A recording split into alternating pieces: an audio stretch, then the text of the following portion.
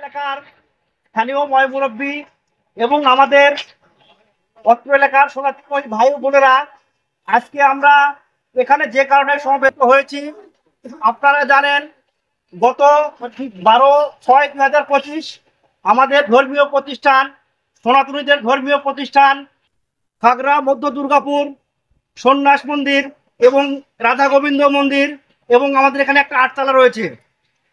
এর পাশে যে জায়গাটুকু রয়েছে নওগাঁর একজন নামধারী কুখ্যাত সন্ত্রাসী নওগাঁ কাঁচা বাজারের কথিত সভাপতি, যার কারণে আজকে আপনারা জানেন নওগাঁ কাঁচা বাজারটাকে দুই ভাগে বিভক্ত হয়েছে। সেই সন্ত্রাসী মকসেদ বাহিনী গত 12/6/2025 আমাদের এখানে আসে এবং আমাদের মন্দিরের পার্শ্ববর্তী জায়গা এবং আমাদের মন্দিরের জায়গা তার নিজস্ব জায়গা বলে দাবি করে।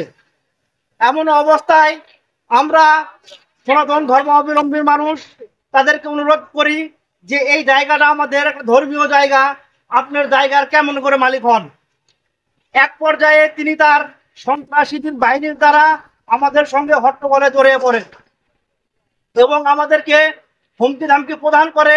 আমরা যদি এই জায়গাতে আসি, আমরা যদি আমাদের মন্দিরে আসি, তাহলে আমাদেরকে তিনি হত্যা করবেন এবং আমাদের উপর হামলা করবেন, আমাদের মা বোনের উপর হামলা করবেন।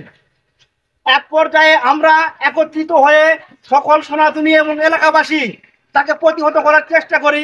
এক সময় তিনি এখান থেকে পালিয়ে যেতে বাধ্য হয়। কিন্তু দুঃখের বিষয়, সেই সন্ত্রাসী মকসেদ বাহিনী আমাদের অত্র প্রতিষ্ঠানের অত্র মন্দিরের মাননীয় সভাপতি বাবু অতুল চন্দ্র সরকার গতকালকে 16 তারিখে বাজারে গেলে তিনি তার সন্ত্রাসী বাহিনী দ্বারা অতুল বাবুকে ফলো করে এবং এক পর্যায়ে তাকে হত্যার জন্য আক্রমণ করে। কিন্তু তার প্রাণভয়ে এক পর্যায়ে সে ওখান থেকে পালিয়ে যায় একটা নিরাপদ আশ্রয়ের জন্য। কিন্তু সেই কথিত মকসেদ বাহিনী তাকে সেখানেও নিরাপদ আশ্রয় থাকতে দেয় না।